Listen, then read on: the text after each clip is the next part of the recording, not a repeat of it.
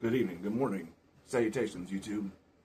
So, I wanted to make a video about a couple books I just read, which are by my favorite author ever. Um, it's a bit of a review, but it's also just an excuse, a catalyst for talking about them. So there's a little bit of bias here. I don't mind. I'm not afraid to admit that. So that's Bernard Cornwell.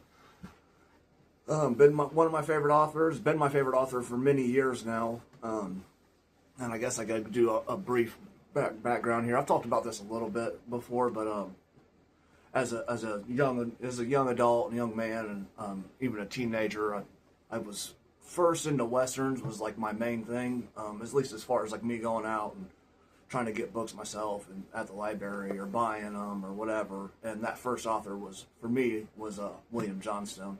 And I read a whole bunch of his books and a whole bunch of other westerns by other well-known western authors like Louis L'Amour and Zane Grey and all those people. But anyway, so once I was kind of gotten worn out on it a bit, I wanted to find something similar. And at that point, I was starting to get interested in history, particularly in the Napoleonic era. And I remember I asked somebody at the library, and that's when they had directed me towards the Sharpe series,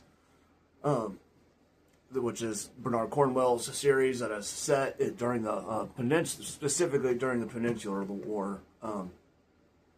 So there's a lot of different aspects of the Napoleonic Wars. It went on for quite a while. Maybe not as long as some other periods in history, but a pretty long time. So it's set during the Peninsular War, which is where England's main involvement is.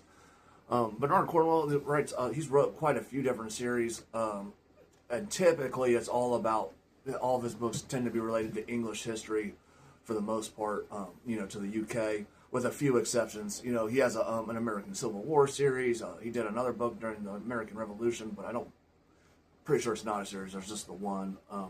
But for the most part, it's either UK or Western Europe. So anyway, but the Sharpe series is my favorite series by him. I mean, if you would ask me that question a few years ago, I probably would have said The Last Kingdom.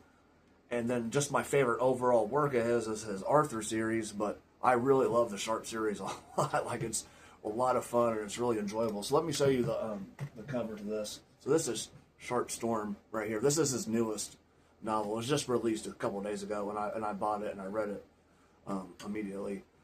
There was one other I had to catch up on, which was the Sharpe's Command, which came out in 24, about mid-24, maybe a little earlier in 24. That I hadn't got to yet. So I went ahead and read that one and then read this one, and I read them right back to back. Sharpe Storm's about 350 pages. Most of the Sharpe novels are about 350 pages or less. Most of them, the vast majority of them, are right around 300 pages. And I think this one made his 24th entry in the series, so that puts him quite a bit past the Aubry Montan series, which is 21 or 22 books, which is by Patrick O'Brian, if you guys don't know that. So, and I'm going to talk about these two books a little bit, but I also just will quickly say, this coming year I have a couple reading projects. One of which is rereading all Bernard Cornwell's work. I've already read the vast majority of it. There's a handful of things I never got to, like I never read his modern thriller series. There's some older stuff of his I've missed, so I'm just going to read them all. I'm almost certain I've read all the Sharpe novels now. I know I've read all of The Last Kingdom. I've read all the Last Kingdom. I started rereading it, and I'm through like the first 6 on the reread. So, but anyway, and it's been a while since I read his. He has a series set during the 100 Years' War that I need to get. I've read before, but I want to reread that, but I'm gonna reread all this stuff. But him and Wilbur Smith, I'm gonna read all Wilbur Smith stuff. Wilbur Smith's my second favorite author. And there's a few of his books I've missed too. So I'm going to reread all of his stuff and read both of these authors to completion. And I'm also going to read the Patrick O'Brian Aubry Montan series again, which I've read before. I feel like maybe I missed the last one, but I'm almost certain I read all of them. And it doesn't matter because I'm going to reread them all anyway. So yeah, I plan on reading all of those to completion. There's a couple other authors I really like, and then but anyway, I'll talk some more about that at the end of the video. Let me talk about these two books real quick. I won't get into too many spoilers and stuff, but So the first one, Sharpe's Command, I like Sharpe's Command a little bit better than Sharpe Storm, just right off the bat. I think they're both great, really, really fantastic books, and they're really fun. For me, it's like visiting old friends. I've been reading these since I was, 17, 18 years old. So it's like going home, right? And seeing these characters again. So, I always really enjoy reading them. But anyway, Sharpe's Command I liked a little bit more. If you don't know much about Bernard Cornwell, he's really well known for writing action and battles. He says this in interviews, he often goes to these battle sites and visits them and studies them. And on top of just, he does a lot of research on this stuff. He's also known for, you'll get you'll often get maps and stuff in the beginning of the book. And of course, as a person who likes history, I love maps. Then he also puts historical notes in the back, which can be anywhere from a couple pages to 10 pages, just about the actual historical events that were in the story, right? Which I've always really appreciated that. Because it always made me want to go and research these subjects more and research it further, these historical figures, and these historical events. So, but yeah, so Sharpe's Command is it's basically them. They're still in Spain. So if you read these two books back to back, it'll be a bit jarring for you because there's some different side characters and stuff, and there's a previous wife of Sharpe's in the first one, so they're not really meant to be read like that. But if you know the Sharpe series, it doesn't really matter, right? They're enjoyable on their own. But in Sharpe's Command, they're still they're just entering Spain at this point, so they're out of Portugal and they're now in Spain. And they're at a river. There's a river involved that's dividing some of the English forces, and which a river actually plays a role in the second one too, but in a different way. It's always really interesting. All the ones in Spain are really interesting because there's the partisan fighters of Spain, or because in theory Spain was actually under French control, but there were a lot of I guess what you could classify as rebellious fighters or resistance fighters would probably be a better term, but they call them the partisans. But anyway, there's essentially a turncoat partisan in Sharpe's Command, so he's a Spaniard, but who's claiming to be a guerrilla war fighter and is fighting the French, but he's in fact not doing that, just accepting money from the French. But I think Sharpe's Command does a really good job of what Bernard Cornwell does best. There's a fort that is assaulted at the end, and they're talking about it throughout the book, how they have to do this, and they're going to escalate it. Which, if you're not familiar with older battle terms and stuff, escalate means they are going to put ladders against the side walls of this fort, and men will have to go up these ladders. And there's a trench dug around the fort they say is like over 6 feet deep, and so you can just imagine what it would be like, assaulting this fort, going up these ladders, and how many people would die doing this. And it's like the first time they mention it, when the commanders mention it, it talks about, send chills down his spine even saying it. So, but you can imagine going up these ladders. There's going to, on top of, cannon shot and being fired at, they're going to be throwing rocks and hot tar on you. So it's a gruesome affair, right? So, and I think they did a really good job.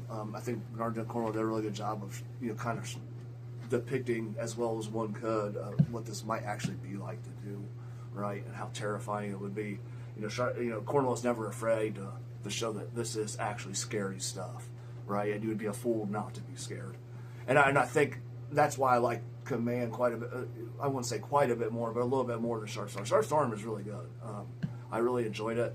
It's kind of got like that Saving Private Ryan element to it, where they're like, there's somebody kind of out of their depths, right? He has to bring a naval commander to land to see these what are called pontoon bridges. This is in Sharpe's Storm, in case that wasn't clear.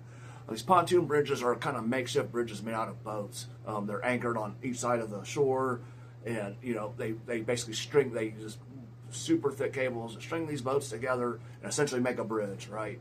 They lay planks on them. There's a little more to it, and these are kind of engineering marvels, right? But anyway, so they're taking this naval officer to go see these pontoon bridges so they can make another one somewhere else. And so they visit kind of all these different sites, you know, of this battlefield and where the British regulars are, and of course some fighting breaks out while they're there. A pretty famous battle actually. It's a French assault on a British position, and they fight them off. But anyway, and it's really good. Like, it's really enjoyable. It's just a little bit, like I said, Sharpe's Command kind of plays a little bit more to what I think Bernard Cornwell does best. And not that I didn't really like, I really like Sharpe's Command. I'd recommend it to anybody. Anyway, they're both really good. I give them, you know, I'd say they're both, you know, I'd probably give Sharpe's Command like a, you know, 8.5 Baker rifles out of 10. And I'd give, you know, Sharpe Storm probably like an 8.1 Baker rifles out of 10. Yeah, that's a lot of Baker rifles. One thing you should know about Bernard Cornwell, these books are violent. He's not the most violent author ever, but there's lots of violence. People get shot in the head and their eyes. He's not afraid to talk about people shitting and pissing on battlefields. Excuse my language. It's just like I said, it's just a really enjoyable, you know, they're really enjoyable reads, especially if you want to know what it might actually be like to be on these battlefields. Of course, and Sharpe Storm, another kind of trope of Bernard Cornwell is that, you know, he really likes to show when these officers new ones come over, and they're kind of seeking glory and reputation. And the guy, he's all, you know, piss and vinegar at first, right? Ready to get in the action and fight and saying, oh, you know, the 70, you know, he's never even been with this battalion before the 71st. And he'll say, oh, we don't run and all this and that. And of course, the first thing he does is try to run when the fighting actually breaks out. And he's just kind of shown to be not very competent. But, and I guess it was a true story. It's in the back of the book. So I guess you can find that and look that up. But yeah, so now I'll just get more to general stuff. There's not, plot-wise, there's not a ton to go over in these books, right? It's always something like that. Somebody has to go somewhere, or there's some sort of reconnaissance mission. Like, that's the basis for a lot of these books. And they're really good and they're fun. Bernard Cornwell describes it as the big story and the little story. The big story is the actual historical events going on, the, you know, Duke of Wellington, fighting the French and, you know, fighting through Spain, and now they're in France. Sharpe's Storm is all in France, right? But anyway, that's the big story, right? And then the actual major events, and then there's a little story, which is like Sharpe, you know, thinking about his wife, what's going on with his wife. His wife has left, and Sharpe Storm, his wife has left, and he's not really sure why or what happened. And from what he's told, the story doesn't make sense why she left, and then he thinks she's like being unfaithful, but it turns out she wasn't. But anyway. And, you know, I think in a lot of circles, a lot of the reading circles for Bernard Cornwell, the Last Kingdom is known, the Last Kingdom series or the Saxon stories is probably one of his most well-known works right now, especially with the show being so popular. And it's quite popular in the fantasy book community. But I would implore one to really check out this Sharpe series. I see the appeal of the Saxon stories. And like I said, a few years ago, I probably would have said that's my favorite Cornwell series, but I've changed my opinion on that. Since then, I'm going to go back to to the Sharpe series, which is how I was introduced to Cornwell. I would implore anybody to try the Sharpe series. I promise you will enjoy it. If you like action adventure at all, you are going to enjoy this series. Sharpe is a gruff, common man. You know, he's a warrior in a time where where warriors don't have reputation like they once did, and you know, he's unconventional. He's an officer from the ranks. He's not adopted, but he was in a foster home, and, you know, he was illiterate until he was a bit older. He taught himself to read and write. So he's just a really interesting character. He carries this old school cavalry sword. It's heavy. It's a straight sword and it's heavy, right? And that's what he uses instead of a standard officer sword. And he's just a really fascinating character. And I would tell you to check out the TV series, too. It's a little dated now. You can tell it's from the early 90s, and especially the earlier episodes didn't have a bunch of, didn't have a huge budget or a bunch of money put in them. But a little later on in the series, you can tell they started putting more money into it once it gained an audience. But the show's really great, too, man. Like, it's loaded with really good actors. So I don't think there's... This is one of those things where it's like, is the book or the show better? It's just a matter. I would say it's a matter of opinion. I definitely say definitely the earlier episodes, the books are a bit better, but they're both great. So, but But anyway, yeah, I would implore you, if you're more of a fantasy kind of reader and you just have never tried other Bernard Cornwell stuff, maybe other than the Last Kingdom series, I would really encourage you to try the Sharpe series. I think you'll be pleasantly surprised, and you might discover something that you didn't know you loved. So, but anyway, so since we're done talking about that, like I said, I highly recommend these. Please check them out. Bernard Cornwell is great. Like I said, I'm going to reread all this stuff. And I think you're in for a treat if you've never read the Sharpe series before. And just my opinion, my favorite ones are the ones in India. I think those are really fun. It's kind of, and I just find that era of, kind of British Redcoat history interesting in India, because it's just there's not as much historical fiction and stuff that takes place in that time period. And there's a lot of interesting things that go on there. So, I always found that, I think those are my favorite. And Sharpe's really young at that time, so he's kind of hot-headed and stuff. And, it's just a really good and fun read, I think. So definitely check out Sharpe's Tiger. Another good one is Sharpe. I think it's Sharpe's Prey is the one where they're in Denmark, and they're trying to get the Danish fleet out of there. They might even sink it. I can't remember. I might be wrong about that. They definitely get some of the boats out of there, and they might sink some of the other ones so the French can't get to it. But that's a really good one too. But anyway, read all of his stuff. Read his Arthur series if you haven't read that, the Warlord Chronicles. But anyway, some stuff. Like I said, I'll come back to some other stuff I was going to talk about. I'll just kind of talk about it briefly at the end.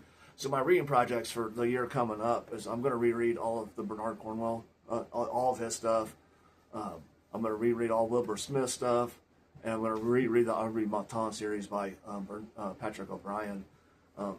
Just those three projects alone could probably tie me up for a year. But on top of the other stuff, I want to read the James L. Nelson, Brethren of the Coast, and his Viking series set in Ireland. And I just started Essex Dogs today by Dan Jones. I just finished War of the Roses by Dan Jones. That was really good. I'm going to talk about that too. I might talk about that in the car. To talk about Dan Jones some more. So I'm going to be reading more of his stuff. I'm going to read that whole Essex Dogs trilogy. I'm about 60, 70 pages in, and I really enjoy it so far. And like I said, I really like War of the Roses. I really like the Plantagenets. I got Henry V. He has like a biography on Henry V, who's the king during Agincourt. So I'm going to read that too. But anyway, I really like Dan Jones stuff a lot, and I could easily see him becoming one of my favorite authors. So between that, the James L. Nelson stuff, and a few other things I want to read, I want to read Musashi. I'm going to reread War and Peace, and I might reread Pillars of the Earth, because I want to talk about those two books on the channel sometimes, because those are among my favorites. Shogun I could do from memory. I might talk about Shogun sometime too. I actually reread Shogun like 7 months ago, so I might talk about that sometime too. Shogun's among my favorite books too. So anyway, so that's just some stuff that's coming up. But yeah, definitely check out these two Sharpe novels if you haven't read them. Check out the whole Sharpe series. Like I said, I might just read them start to finish in chronological order. Although publication order would be fine too. For those of you who don't know, Sharpe, I guess I should have talked about this a little bit more, but the Sharpe series is, and I'm going to talk about Bernard Cornwell more in the future, but the first 8 novels are a series, the first 8 or 10 is his first series, and then eventually Cornwell goes back and fills in some gaps. He does the 3-book series. It's like a prequel of Sharpe in India. And then he goes back and he does some more, and then at that point he starts more filling in blanks, and then does some more at the end. Like he writes another one that's Sharpe's Devil, which takes place years after the Napoleonic Wars, but it's in 1820, 1821. So Sharpe would have been quite a bit older by then. He'd have been in his 40s by that time. But yeah. Anyway, so that's kind of how the Sharpe series works. But chronological order would be fine, because you definitely should read the India stuff. Like I said, that's my favorite, is his Sharpe and India books. So anyway, I hope he writes more. Like I said, he's getting a bit older, so I really hope to see more from him. But and maybe if I'm really lucky, I can get him an interview on the channel one day. But anyway, that's all for today, YouTube. Good night or good day, wherever you're at.